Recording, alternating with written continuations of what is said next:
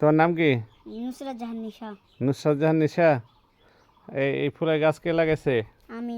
হ্যাঁ, আমি। এই ফুলের নাম কি? ফুলের নাম কি?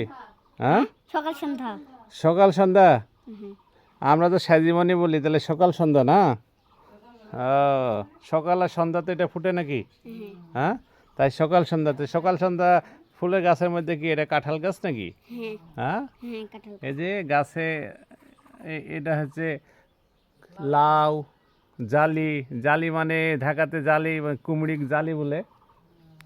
হ্যাঁ, কুমড়িক তো কুমড়িকে বলে না, আমরা গ্রামের ভাষায় কুমড়ি বলি, ওদিকে আবার জালি। হ্যাঁ, ঢাকাতে জালি।